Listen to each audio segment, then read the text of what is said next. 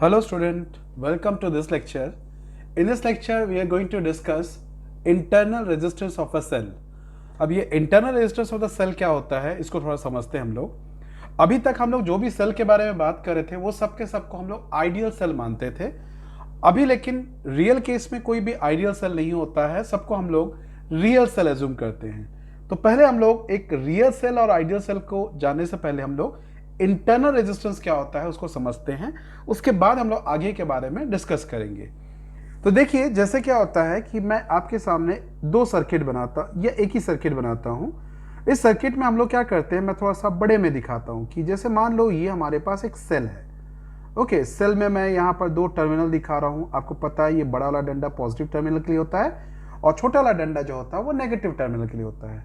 अब आप लोगों ने क्या किया, इसको क्या किया, एक एक्सटर्नल सर्किट से आपने एक्सटर्नल रेजिस्टेंस या एक्सटर्नल सर्किट से आपने जोड़ दिया। ओके, अब आपको पता है कि ऐसे सिचुएशन में क्या होने वाला है। तो आपको पता है कि ऐसे सिचुएशन में ये अगर पॉजिटिव टर्मिनल या नेगेटिव टर्मिनल है तो पॉजिटिव टर्मिनल से करंट फ्लो होता हुआ जाएगा, जाके रेजिस्टेंस से होते हुए नेगेटिव टर्मिनल पर आ जाता है। इसके बाद क्या होता है, कभी हम लोग इसके बारे में सोचे नहीं, ना तो डिस्कस किए हैं। इसके बाद एक्चुअली क्या होता है कि देखिएगा, जो हमारा बैटरी या सेल होता है वो कभी भी चार्ज जनरेट नहीं करता, वो चार्ज को बस मूवमेंट कराता है। अब मूवमेंट कराने का मतलब क्या हुआ होगा, जो चार्ज यहां पे आया होगा वो यहां रुका नहीं होगा, उस चार्ज को दोबारा फिर से क्या किया होगा, सेल ने फिर से ऐसा भेजा होगा। तो अगर मैं सेल के अंदर थोड़ा फोकस करूं, इस जगह पर बात करूं सेल के अंदर, तो देखोगे सेल के अंदर शायद ऐसा कुछ होता होगा। अगर मैं बड़ा सा बना दूं, ये सेल है और सेल के अंदर की बात करें हम लोग कि क्या हो रहा है, तो अगर मैं सर्किट को कंप्लीट करूं तो ये रहा आउटसाइड द सर्किट, ये पॉजिटिव से नेगेटिव जा रहा, देखिएगा घूम फिर के ऐसा जाएगा। लेकिन इनसाइड द सर्किट ये क्या होगा, सेल के अंदर से नेगेटिव से पॉजिटिव की तरफ फ्लो होता है। मतलब क्या कंक्लूजन निकला, outside the cell current flows from positive to negative terminal, but inside the cell current flows from negative to positive terminal। यहां तक ये बात क्लियर है। अब क्या होता है, आपको ये भी पता है कि जो सेल होता है वो डिफरेंट टाइप्स ऑफ इलेक्ट्रोलाइट्स और इलेक्ट्रोड्स से मिलकर बनता है। और जैसा कि आपको पता है किसी भी चीज का, दुनिया में किसी भी चीज का रेजिस्टेंस जीरो नहीं होता है, तो इन इलेक्ट्रोलाइट्स और इलेक्ट्रोड्स का भी जो रेजिस्टेंस होगा, जब इसमें से करंट फ्लो होगा तो इनका भी रेजिस्टेंस जीरो नहीं होगा। इस कारण से ये इलेक्ट्रोलाइट्स या इलेक्ट्रोड्स ये सब मिलके भी इस करंट के फ्लो को क्या करता है, रोकता है। और इसे ही क्या कहते हैं हम लोग, internal resistance of a cell. मतलब फाइनली अगर मैं इस चीज को ऐसा डिफाइन करूं तो ऐसा बोल सकते हैं हम लोग इसको कि outside the cell current flows from positive to negative terminal and inside the cell current flows from negative to positive terminal, and during this flow of current through the cell, the electrolyte and electrodes has tendency to obstruct the flow of current. This tendency of obstructing the current of the cell is called internal resistance of a cell। चलिए मैं अपन इसको define कर देते हैं, हम लोग इसको proper में डिफाइन कर सकते हैं हम लोग। तो देखिए, outside the cell current flows from positive to negative terminal, but inside the cell current flows from negative to positive terminal. During this flow of current, the electrolyte present inside the cell resists the flow of current, called internal resistance। अब इस internal resistance के कारण होता क्या है, चलिए इसके बारे में हम लोग थोड़ा सा बात करेंगे। देखिए क्या होता, जब internal resistance नहीं था तो क्या होता था, internal resistance जब था तब क्या होता था। तो चलिए अब मान लेते हैं यहां पर हम लोगों ने क्या किया, एक पहले आइडियल सेल के बारे में बात करते हैं। एक आइडियल सेल के बारे में बात करते हैं। अब सवाल उठता है इस आइडियल सेल को क्या बोलेंगे। अब आइडियल सेल ऐसा होता है, ऐसा सेल जिसका कोई इंटरनल रेजिस्टेंस नहीं होता उसको बोलते हैं आइडियल सेल। ओके, तो अब ऐसे सिचुएशन में क्या होता है, तो सपोज आप एज्यूम कीजिए ये हमारे पास एक आइडियल सेल है और उस आइडियल सेल का ईएमएफ जो है वो हम लोग ये लिख रहे हैं, ईएमएफ ई। इसको आपने एक एक्सटर्नल रेजिस्टेंस से कनेक्ट कर दिया है और इस एक्सटर्नल रेजिस्टेंस का वैल्यू कितना है, आर है। अब अगर आप बोला जाता है इस एक्सटर्नल रेजिस्टेंस के अक्रॉस कितना पोटेंशियल डिफरेंस है या वोल्टेज है, आपने वोल्ट मीटर लगा दिया, तो इसको कैलकुलेट करेंगे तो आपको पता है वोल्टेज इज इक्वल टू कर क्या होगा, हम लोग का वोल्टेज निकालना है V is equal to I R. तो पहले आपको करंट निकालना पड़ेगा। जब करंट निकालोगे तो current is equal to net EMF by net resistance. अब अगर आपको बोला जाता है इस रेजिस्टेंस के अक्रॉस कितना हम लोग का पोटेंशियल डिफरेंस है, तो आप लिखोगे V is equal to I R, या यहां से आप आगे कर दोगे, यहां से V is equal to I के जगह लिखोगे E by R into R. R और आर कट गया तो हमारे पास फाइनली जो रिजल्ट बचेगा वो रिजल्ट रहेगा कुछ इस प्रकार से, V is equal to EMF। मतलब जो EMF होगा वो V के इक्वल होगा, मतलब हमने जितना वोल्टेज बताया है उतना ही हमको शो करेगा। अब थोड़ा सा मैं आपको रियल सेल के बारे में बताता हूं। रियल सेल में क्या होता है, आपका एक एक्सटर्नल रेजिस्टेंस R, और हम लोग ये मानते हैं कि हमारा जो सेल है उस सेल में एक इंटरनल रेजिस्टेंस है। अब उस इंटरनल रेजिस्टेंस को हम लोग शो करते हैं स्मॉल r से, और वो हम लोग का सेल का ईएमएफ है E। अब आपके पास सिचुएशन ये है कि इस समय में कि इस इंटरनल रेजिस्टेंस को हम लोग देखते थोड़ा सा कि क्या होता है, इंटरनल रेजिस्टेंस के कारण क्या फर्क पड़ेगा। अब अगर पूछा जाता है इस रेजिस्टेंस के अक्रॉस कितना पोटेंशियल डिफरेंस है, तो आप बोलोगे V is equal to I R. एकदम सही बात है, बट इसके लिए तो आपको I चाहिए, तो चलिए हम लोग पहले I निकालते हैं। तो I इज इक्वल टू क्या बन जाएगा, नेट ईएमएफ बाई उस सर्किट का नेट रेजिस्टेंस। तो बताइए इस सर्किट का नेट रेजिस्टेंस क्या होगा, external resistance plus internal resistance, तो मतलब R प्लस स्मॉल r। अब अगर इसे आप सॉल्व करने के लिए नीचे वैल्यू में रखते हैं तो V is equal to I के जगह लिखेंगे E R upon R plus R। अब एक बात बताइए, आपको दिखता है जो डिनोमिनेटर है वो न्यूमरेटर से बड़ा है, तो इससे कंक्लूजन ये मिलता है कि V जो है वो लेस देन E है। मतलब हमारा जो EMF का वैल्यू है वो या फिर बोल सकते EMF जो है वो पोटेंशियल डिफरेंस, मतलब सेल के अक्रॉस या जो रेजिस्टेंस के अक्रॉस जो पोटेंशियल डिफरेंस है उससे हमेशा कम मिल रहा है हम लोग को, जो कि पहले नहीं था। पहले देख रहे थे हम लोग का पोटेंशियल डिफरेंस जो मिल रहा है रेजिस्टेंस के अक्रॉस वो सेल के EMF के इक्वल है। बोलने का सेंस ये है कि एक आइडियल सेल में अगर आप लिखा हुआ है वहां पर 3 वोल्ट और आप उसमें एक किसी बल्ब या किसी भी चीज को लगाते हो तो उस बल्ब या उस इलेक्ट्रॉनिक डिवाइस को डायरेक्ट 3 वोल्ट मिलेगा।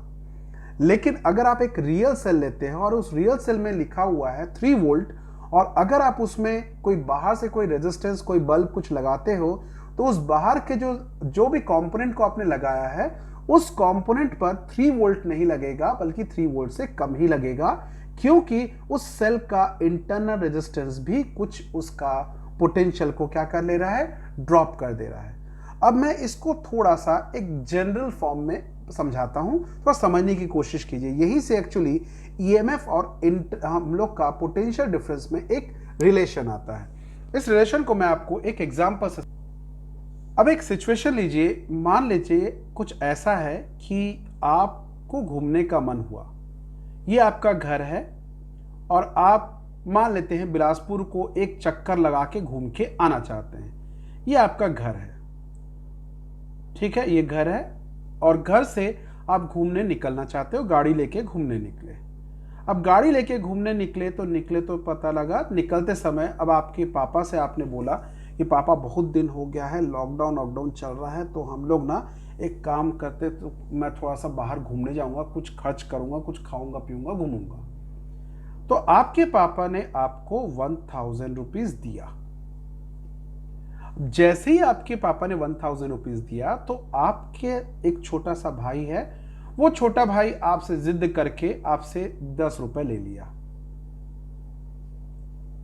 तो मतलब क्या हो गया, ये 1000 रुपीज मिला तो था आपको ऑफिशियली, बट उसमें से 10 रुपए तुम्हारे भाई को देना पड़ गया है, और तुम्हारा भाई बोलता नहीं देगा तो मैं चिल्लाऊंगा और पापा को बोलूंगा कि तू मेरे को मार रहा है। तो इसीलिए क्या हुआ, तुमने भाई को दे दिया कितना, 10 रुपए दे दिया, तो तुमको अब कितना मिला, 990 रुपीज बचा हुआ है। अब क्या हुआ, तो आपने सोचा कि अब एक मैं घूम फिर के घर जाऊंगा। अब घूम फिर के जब जा रहे तो आधे रास्ते में कहीं पर पता लगा कि वहां पर चेकिंग चल रहा है, और चेकिंग वाले ने, पुलिस ने आपको पकड़ के रोक दिया। अब बोला कि आपको मैं तब तक जाने नहीं दूंगा जब तक आप 500 रुपए फाइन नहीं दोगे। तो आपने उस पुलिस वाले को 500 रुपए दे दिया, क्योंकि वो अगर 500 रुपए नहीं दोगे तो वो रोक के रखा हुआ, तो आपको उस रुकावट को पार करने के लिए 500 रुपए खर्चा करना पड़ा। उसके बाद क्या हुआ, आप गए किसी रेस्टोरेंट में गए, और उस रेस्टोरेंट में आपका जो बिल बना, मान लेते आपने सोचा जितना पैसा बचा पूरे का मैं खर्चा कर दूंगा, तो आपने 490 रुपीज खर्चा कर दिया, और खर्च करके आप घर वापस आ गए। तो अब मैं ये जो सर्कमस्टेंसेस बता रहा हूं, सर्कमस्टेंसेस को आप फिजिक्स के सर्किट से थोड़ा समझिएगा।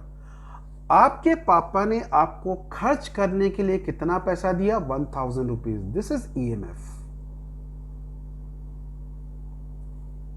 मतलब सर्किट में करंट को फ्लो होने के लिए जो एनर्जी प्रोवाइड करता है, पूरा टोटल एनर्जी प्रोवाइड करता है कौन, बैटरी या सेल, वो होता है उसका ईएमएफ। अब आपने जैसे ही निकला, तो निकलते समय आपके भाई ने आपसे 10 रुपए ले लिया, तो मतलब इस एनर्जी का कुछ पार्ट आपके खुद के छोटे भाई ने आपसे ले लिया।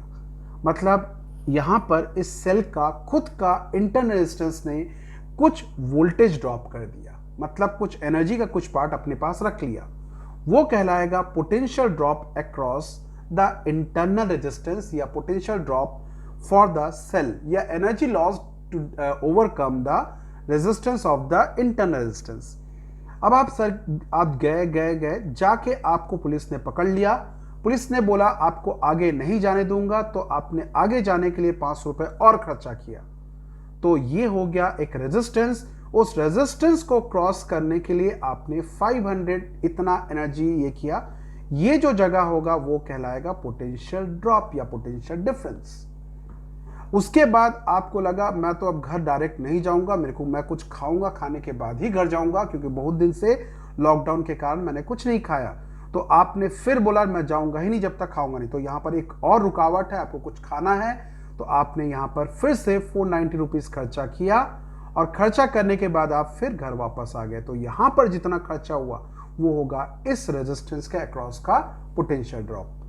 तो मतलब क्या हो गया, सर्किट में घूमने के लिए जो एनर्जी प्रोवाइड किया जाता है उसे कहते हैं ईएमएफ, और सर्किट के अलग अलग कंपोनेंट को पार करने के लिए जितना एनर्जी का रिक्वायरमेंट होता है, या जो वर्क डन किया जाता है वो, या वर्क डन के फॉर्म में यूटिलाइज होता है, वो कहलाता है पोटेंशियल ड्रॉप। और अगर मान लेते हैं आपका खुद का एक हिस्सा, सेल का खुद का हिस्सा करंट को फ्लो करने में रोक रहा है, तो उसको ओवरकम करने में जो वर्क डन करना पड़ रहा है वो कहलाएगा potential drops across the cell, potential drop across the internal resistance. अब यहां पर एक टर्म हम लोग यूज करते हैं जिसको बोलते हैं terminal voltage. Terminal voltage. Terminal voltage क्या है कि आपने कितना यहां पर 1000 रुपीज, ठीक, 1000 रुपीज क्या है, ईएमएफ। इसमें से 10 रुपीज आपका खुद का भाई ने आपसे ले लिया, तो बचा कितना, 990। तो अब ये बताइए आपके लिए खर्चा करने को बचा कितना, टोटल उस सर्किट में घूमने के लिए खर्चा करने के लिए 990 रुपीज। तो यही टर्मिनल वोल्टेज कहलाता है। मतलब बोलने का सेंस ये हो रहा है, मैं इसको थोड़ा सा जनरल वे में और बताता हूं सर्किट के फॉर्म में। मान लो आपने एक सेल लिया था, इस सेल में इंटरनल रेजिस्टेंस था, और ये कुछ इस प्रकार से ये एक्सटर्नल रेजिस्टेंस से कनेक्टेड है। आपके इसका ईएमएफ जो है मान लेते हैं 20 वोल्ट है, लेकिन इस सेल के अक्रॉस कुछ वर्क डन हो जा रहा है जिसके कारण यहां पर थोड़ा सा एनर्जी लॉस हो रहा है। तो सपोज यहां पर 2 वोल्ट आपने लॉस कर दिया, तो अब ये बचा कितना वोल्ट बचा, इस वाले रेजिस्टेंस को कितना मिलेगा, तो ये जो रेजिस्टेंस को मिलेगा 20 माइनस 2 कितना मिलेगा, 18 वोल्ट मिलेगा। तो मतलब ये सेल को लगेगा, सॉरी इस रेजिस्टेंस को लगेगा कि मैं जिस सेल के अक्रॉस लगा हुआ हूं वो सेल मुझे 18 वोल्ट दे रहा है। लेकिन क्या सेल 18 वोल्ट का है क्या? नहीं, क्योंकि सेल तो 20 वोल्ट ईएमएफ है, लेकिन वो इंटरनल रेजिस्टेंस के कारण क्या हो रहा है, 18 वोल्ट दे रहा है।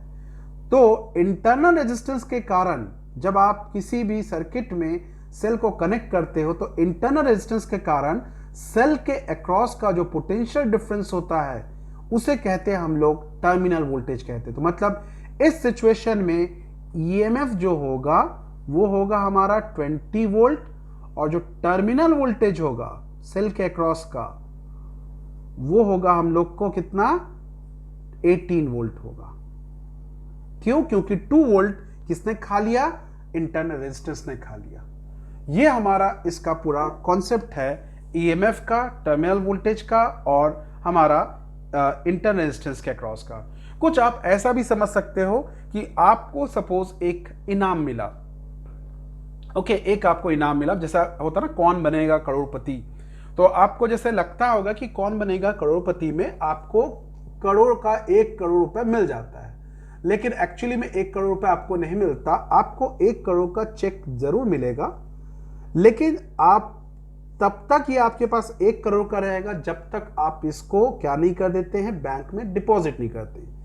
जैसे ही आप इसको बैंक में डिपॉजिट करेंगे तो इसमें से कुछ पैसा टैक्स के फॉर्म में कट जाएगा, और टैक्स के फॉर्म में सपोज कट गया, मान लेते हैं 10 लाख कट गया, ओके, 10 लाख जो है हम लोग का वो कट गया।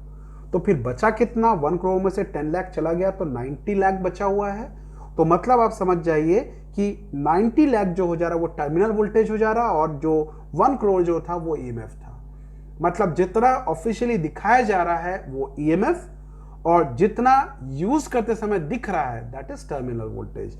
और एक आइडियल सेल में टर्मिनल वोल्टेज और ईएमएफ दोनों सेम होता है, ठीक है, लेकिन एक रियल सेल में टर्मिनल वोल्टेज जो होता है वो हमेशा ईएमएफ से कम होता है। अब हमारे पास क्वेश्चन आता है कि टर्मिनल वोल्टेज और ईएमएफ के बीच का क्या रिलेशन होगा। चलिए इसी रिलेशन को हम लोग समझते हैं। अब इस सर्किट को ध्यान से देखिएगा। इस सर्किट के अकॉर्डिंग आपको निकालना है टर्मिनल वोल्टेज और ईएमएफ में रिलेशन निकालेंगे। चलिए इसमें बहुत सारे रिलेशन देखेंगे और वो सारे रिलेशन हमारे काम आने वाले हैं। तो पहले आपसे देखिएगा, इस सर्किट में मैंने क्या किया, ईएमएफ ई बनाया है और साथ ही में स्मॉल आर का एक इंटरनल रेजिस्टेंस है, और मैं देखिए डॉटेड लाइन से एक रेड डॉटेड बाउंड्री बनाया हूँ। रेड डॉटेड बाउंड्री का मतलब है ये हमारा एक्चुअली में सेल है, और ये रेजिस्टेंस जो है वो सेल के अंदर है। इसको मैं शो कर रहा हूँ ऐसे। अब क्या होगा, आपको बोला जाता है टर्मिनल वोल्टेज। टर्मिनल वोल्टेज मतलब इस रेजिस्टेंस के अक्रॉस का वोल्टेज। तो सपोज मान लेते हैं सर्किट में से कितना करंट फ्लो हो रहा है, आई करंट फ्लो हो रहा है। तो अब आप कैसे लिखेंगे, देखिएगा, अगर गौर से लिखते हैं हम लोग, इसको ध्यान से लिखेंगे तो देखिएगा क्या हो जाएगा, वी पहले आई का वैल्यू निकालते हैं। तो आई इज इक्वल टू जो भी रहेगा हम लोग का वैल्यू उसको लिख लेंगे हम लोग। आई इज इक्वल टू हमारे पास एक आ जाएगा यहाँ से net EMF by net resistance, ऐसा लिखेंगे हम लोग। तो यहाँ से नेट रेजिस्टेंस, यहाँ से हम लोग अगर इंटरनल रेजिस्टेंस निकालना हो तो इसको आप ऐसा भी लिख सकते हैं, R plus R is equal to E by I लिख सकते हैं आप लोग, ओके। और यहाँ से अगर मैं ऐसा लिख दूँ, इस चीज़ को ऐसा लिख दिया जाए, R का वैल्यू को अगर मैं बाहर निकाल दूँ, I is equal to E by R, तो यहाँ से अगर मैं R का वैल्यू लिख दूँ, सो R इज इक्वल टू हम लोग क्या लिखेंगे, E by I minus capital R। और अगर मैं यहाँ से इसको ऐसा कर दूँ, लिखिएगा ध्यान से, इस जगह पर बहुत ध्यान दीजिएगा, यहाँ से R is equal to E minus क्या लिखूंगा, आई आर बाई आई लिख देता हूँ। और आई आर का मतलब क्या हो रहा है, इस रेजिस्टेंस के अक्रॉस का पोटेंशियल डिफरेंस, और इस रेजिस्टेंस के अक्रॉस का पोटेंशियल डिफरेंस मतलब जो सेल जो टर्मिनल वोल्टेज प्रोवाइड कर रहा है उसी को बता रहा है। तो इस आई आर को मैं टर्मिनल वोल्टेज के फॉर्मेट में रिप्रेजेंट कर सकता हूँ। इस आर को यहाँ भेज देते हैं, जिससे हमारे पास क्या बन जाएगा, देखोगे ये I R is equal to E minus V हो जाएगा। या फिर आप लिख सकते हो V को इधर भेज दीजिए, तो फाइनली हमारे पास रिलेशन आ जाएगा V इज इक्वल टू, हम लिखेंगे E माइनस आई आर। तो ये हो गया हमारा टर्मिनल वोल्टेज और EMF में relation. This is a relationship between terminal voltage and EMF। तो ये हमारे एक बहुत काम का चीज है जिसको आपको ध्यान रखना पड़ेगा। इसके अलावा हम लोग यहाँ पर इंटरनल रेजिस्टेंस के बारे में भी बात करेंगे। तो देखिए इंटरनल रेजिस्टेंस के बारे में बात करते कैसे लिखेंगे, देखिए यहाँ से अगर मैं इधर से आई आर को इधर भेज दूँ तो I R is equal to क्या बन जाएगा, E माइनस वी हो जाएगा। अब यहां से एक काम कर सकते हैं आप लोग चाहे तो, अगर मैं इसको ऐसा लिखूं I R is equal to ई,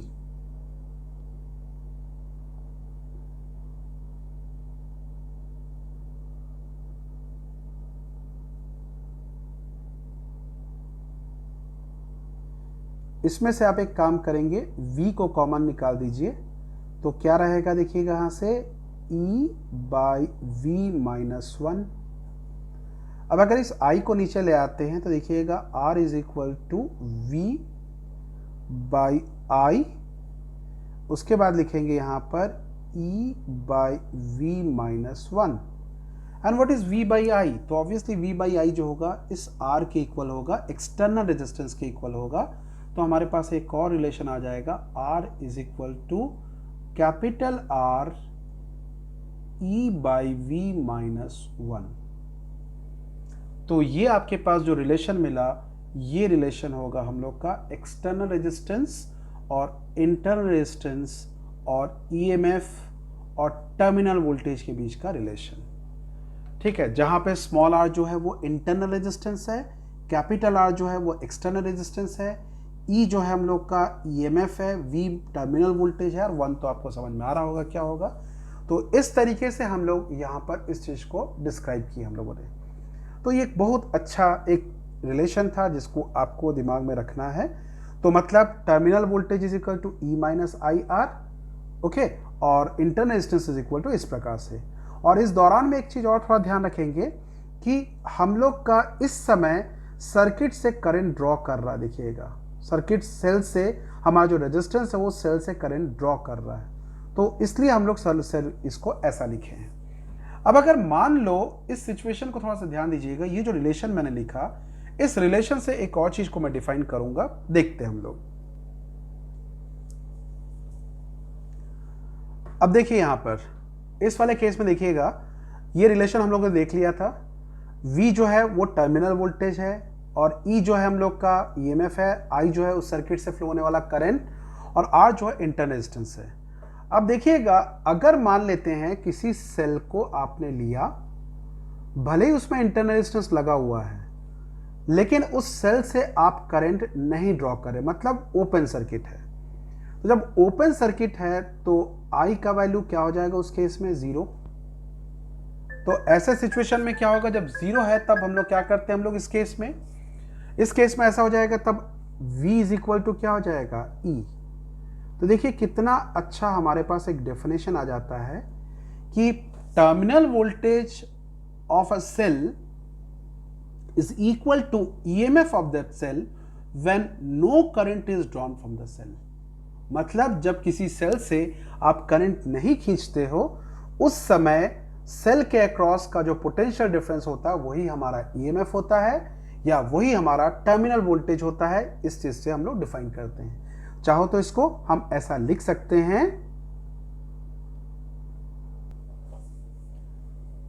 तो देखिए हम लोगों ने क्या डिफाइन किया, यहां से डिफाइन इस तरह से किया कि EMF of a cell is the potential difference across the terminal of the cell when no current is drawn from the cell.